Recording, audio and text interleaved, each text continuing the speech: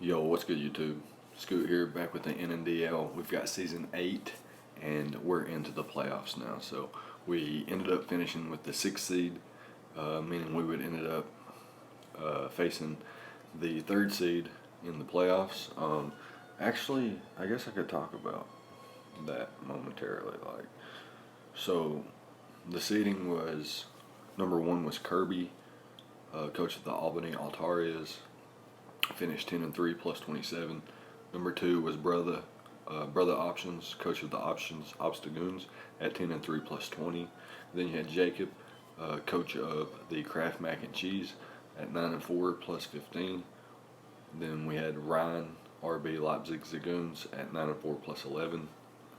Number 5 was the Evansville Dewaters at 8-5 plus 15. And then me, Blackmont Rockcougars at 8-5 plus 14.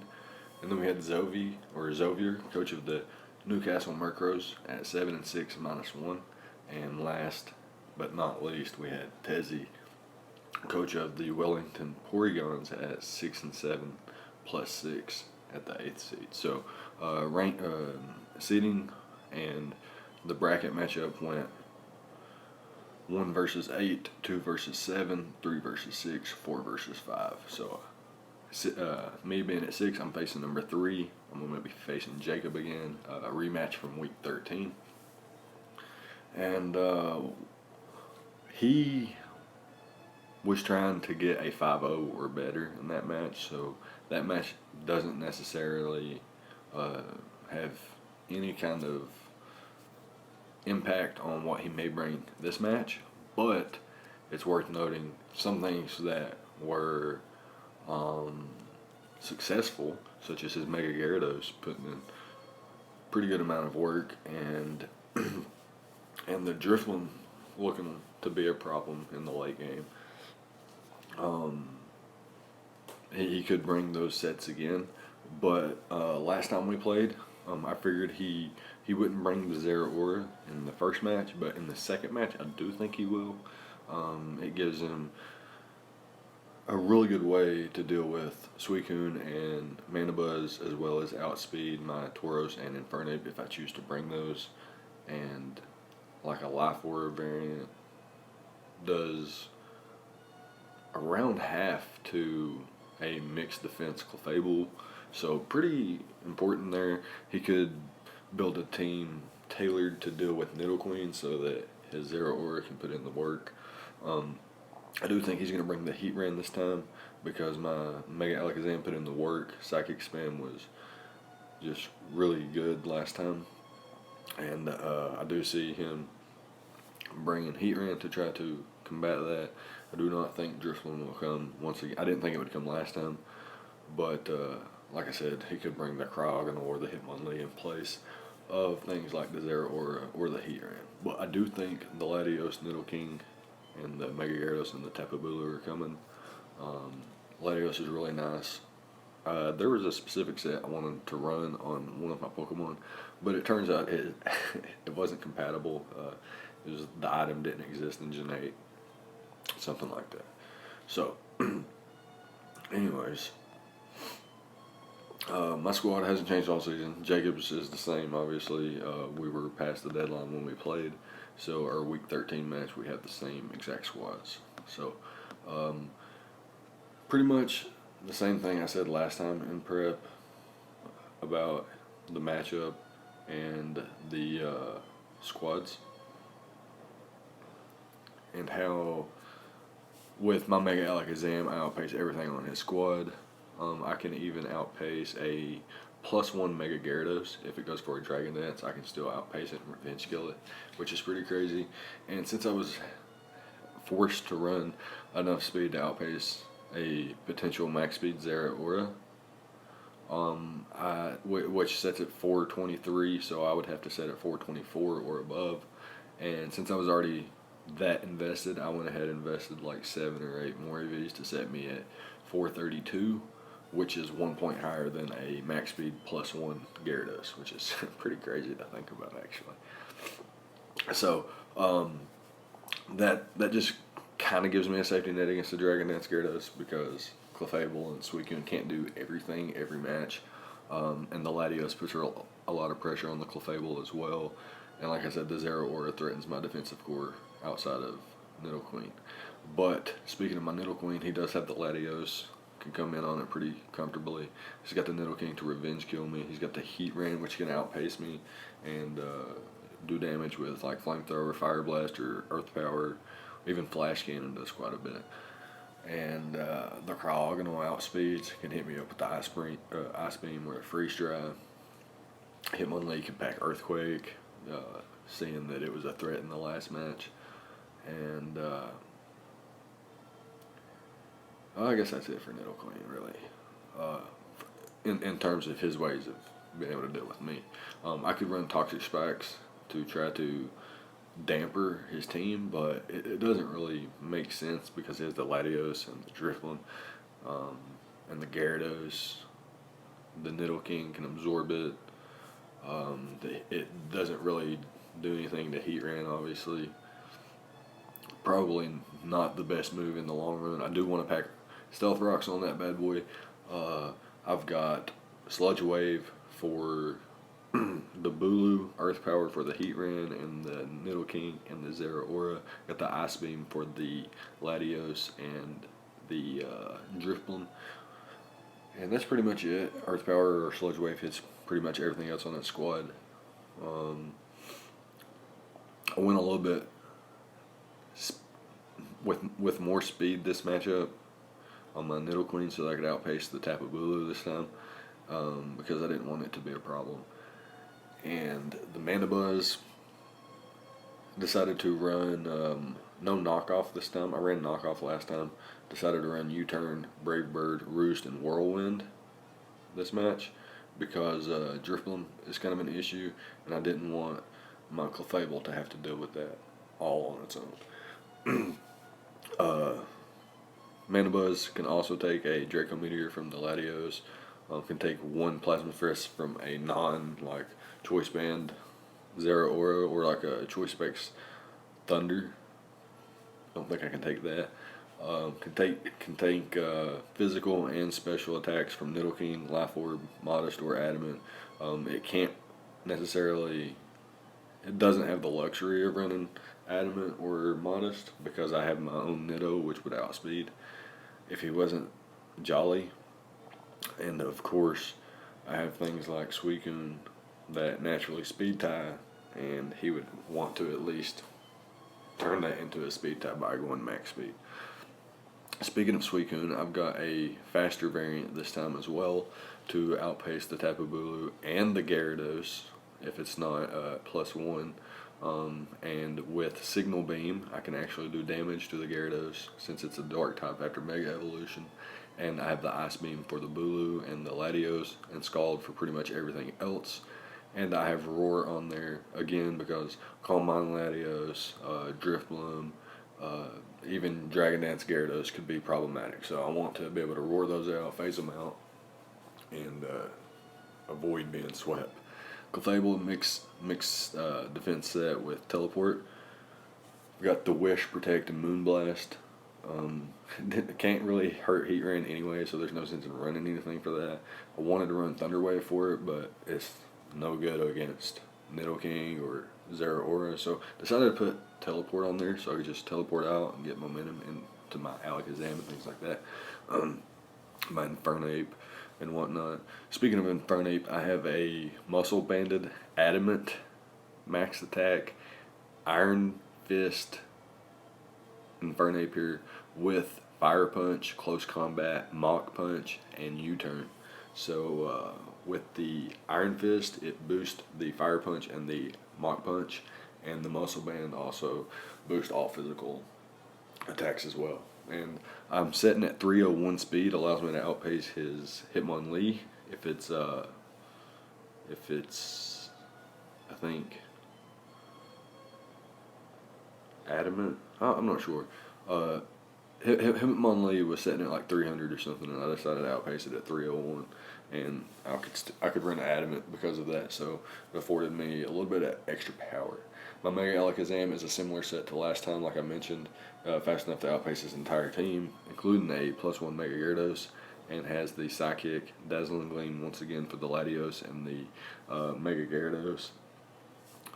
Got the Focus Blast for the Heatran, and I've got Substitute. So last time I ran Calm Mind because I wanted to have extra power against the Heatran, but this time I've decided to run Substitute because last time I immediately knocked his Nidoking out just by U-turning into my Alakazam and clicking Psychic. So I think he'll want to run Sucker Punch this time. So I'm running Substitute. I don't know. It depends how early on in the match it is again. If he'll actually click Sucker Punch so early and reveal it, as I could reveal Sub or Calm Mind or Double Switch or any of the above. And he may not want to click that immediately. But yeah, that's going to be the prep. And we're going to go ahead and hop into the battle and see what happens. Alright, so here we're with the battle. My opponent chooses to bring the Tapu Bulu, Zeraora, Nidoking, Heatran, Latios, and the Drifloon. So he does bring the Drifloon again. He does not bring the Mega Gyarados, which is really interesting to me. And he does choose to bring the Zeraora and the Drifloon. And the 4 I thought he would bring, and the Bulu, Nidoking, Heatran, and the Latios. Or excuse me, Heatran was an alternate that I thought he would bring, but it was possible that he wouldn't bring. I thought he'd bring the Mega Gyarados over the Drifloon. So, last time he had a Calm Mind Drifloon with the Grassy Seed, I believe, and working in with the terrain provided by Bulu, he was able to boost his defense and then Calm Mind up. Thankfully, my unaware Clefable forced him out, and it ended up not being a threat. Latios last time was an agility weakness policy set and took advantage of my U-turn off my Mana Buzz and would have taken advantage of Knockoff and Moonblast from Mana Buzz and Clefable respectively.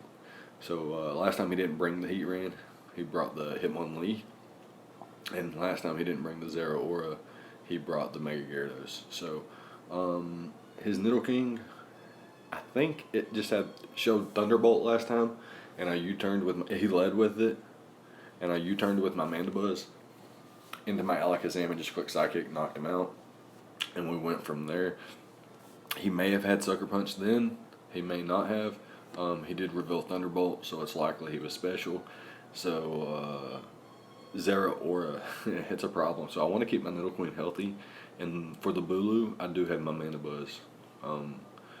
But all of my Pokemon are pressured by his offensive presence. So I am just going to lead off with my Mandibuzz again. It's my best lead. I could click Knockoff or Taunt versus the Heatran. He doesn't know my set. And it works well versus the rest of his team outside of Zeraora, in which I switch into Nidoqueen and get free rocks anyway. So that being said, he does lead with the Nidoking. I'm just going to U-turn out here. I could click Brave Bird. There's no reason to stay in, really. He does go for the Toxic. So that immediately lets me know that he's changed his approach.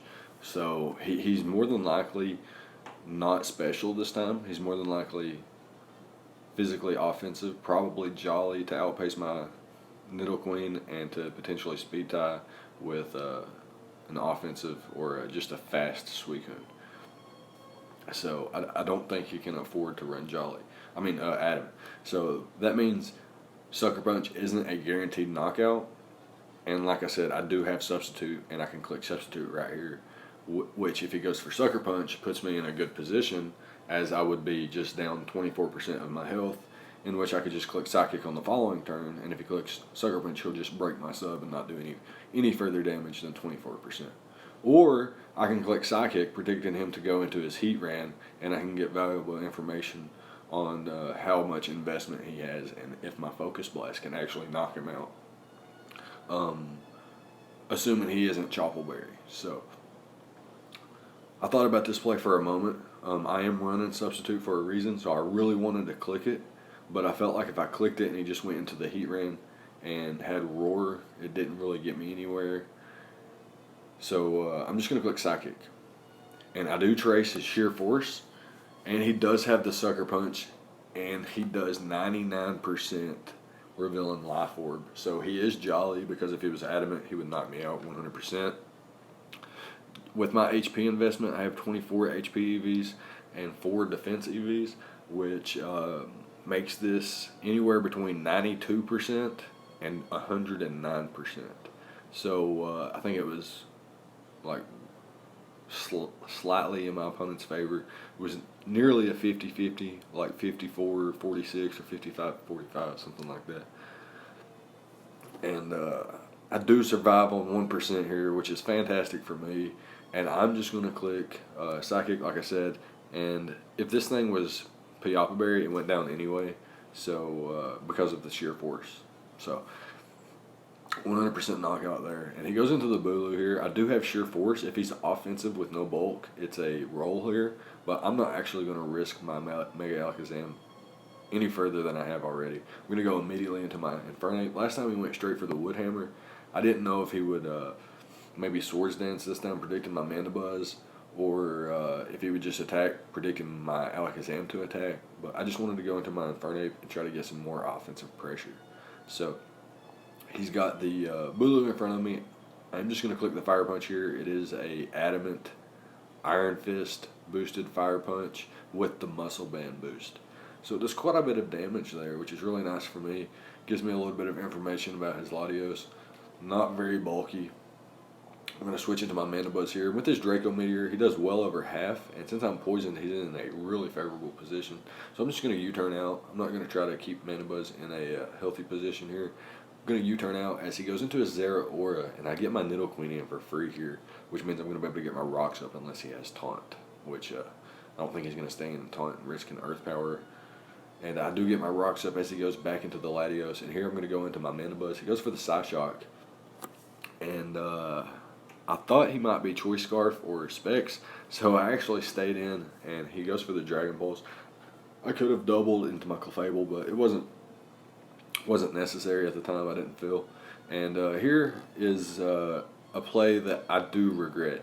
So he goes into his Heatran here, takes a Moonblast, forces my Clefable out, and I should have went into my Suicune. Suicune doesn't serve much of a purpose here. Latios outpaces it. The Drifloon can set up on it. Zeraora probably can 2-hit KO, and the Tapu Bulu probably one-shots. So I should have went to my Suicune as he goes for the Eruption, and my Nidoqueen is severely weakened, and then it's actually outpaced and knocked out with the Earth Power. So my one Zeraora check is gone. I go into my Infernape to try to revenge kill this Heatran as he goes into his Bulu, predicting either my Earthquake or the Close Combat. And I do go for the Close Combat there. I'm going to reveal that I'm not choice locked in any way, shape, or form. I'm going to go for the Fire Punch as I do outpace the Bulu and knock him out with one shot. And here is another play that's kind of questionable for me.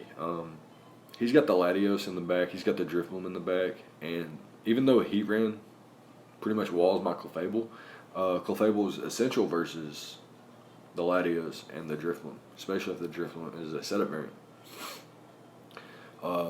So what I should do here is just click Mach Punch and get damage off on the Zeraora, and then bring in my Alakazam and click Psychic. Because Mach Punch would get me like 30%, and then Alakazam can knock out the Zeraora, and it 2-hit KOs the Drifloon, or if the Drifloon tries to switch in, it drops as a 2-hit KO. Because obviously I don't want to try to knock him out in one shot if he's not in range, because I'm at 1% and he can easily knock me out. And the Latios, after Stealth Rocks, will be in range of my Dazzling Gleam. And Heatran, if it's not Chople Berry, is in range of Focus Blast, providing it's not max special defense and HP. So my play here is to Mach Punch, but I'm actually going to switch out into my Clefable to try to save my Infernape in case the Drifloon is a Calm Mind variant and is actually a problem. I wanted my Infernape to be able to get some nice Fire Punch damage off while outpacing it, assuming that I can bypass all of these grassy terrain turns and it doesn't get some kind of unburdened speed boost from using its item. which is the case. So this thing does 73% revealing to be like choice banded, and I try to double protect to get back up to health with the leftovers and the grassy terrain, and I'm forced back into my Infernape to get the Mach Punch damage off anyway. So my play was definitely to click Mach Punch. I would have had Clefable at full health still, and I could just come in the same scenario here, except I would have my Clefable at full health, and I could just come in with my Alakazam, trace his Volt Absorb, force him to either switch out or give me health. And I go for the Psychic here. It does 31%, so he's definitely in range of the next one. As Mega Alakazam picks up his second knockout of the match. He goes into his Drifloon here. I'm going to immediately go into my Suicune because without Alakazam, I can't outpace the Zeraora. So I just need to get damage on this Drifloon, and I can potentially win with my Mega Alakazam, assuming that my Psychics hit, and my Focus Blast hits the Heat Ring. And he's not Chople Berry. So he goes into his Zeraora here, and I could go into my Alakazam here. I thought about this play for quite a while. If he goes for the knockoff, my Suicune can win. If he goes for anything other than Plasma Fist, my Suicune can win. So he's forced to go for Plasma Fist here. If I went into my Alakazam, I could trace his Volt Absorb and get health back from his Plasma Fist. But ultimately decided I would just rely on Focus Blast here. And he does crit me there. I don't think that matters. He's definitely in range of Psychic now, so I can just go into my Mega Alakazam here, click Psychic, and now he's forced into his Heat Ring. His last Pokemon at 68%. Focus Blast lands, and we win the match 1-0 with Mega Alakazam at 1%. Oh my goodness. Good game to Jacob, and really cool season. It was fun to watch him play. We will be advancing to round 2 into the semifinals of season 8. So that's going to be great. We do not know who our opponent will be yet. Like I said, seeding is 1v8. So we got Kirby versus Tezzy. The winner of that could be the lowest winning seed or the highest winning seed. So if Kirby wins, I'll be facing Kirby unless Xavier beats Brother. So if Brother and Kirby both win, I'll play Kirby. If Kirby wins but Brother loses, Zovi will be playing it. So it's still a mess right now. It's not worth talking about yet until some more games have been played. The bottom line is we have moved on to the second round, and we've got more content to go. So let me know what you guys thought about the prep and plays on both sides of the field. Leave a like, comment, subscribe, all that good stuff, and I'll see you guys next time. Thank you for watching.